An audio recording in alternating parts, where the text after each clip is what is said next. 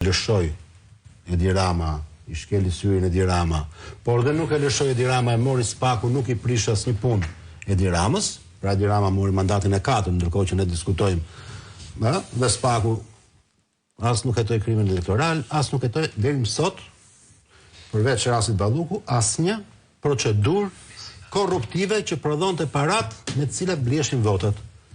Ky është rasti i parë që ne na shpjegon që si ka mundësi që një qark si Dibra del në zgjedhje lokale 17-0 për Belinda Ballukun.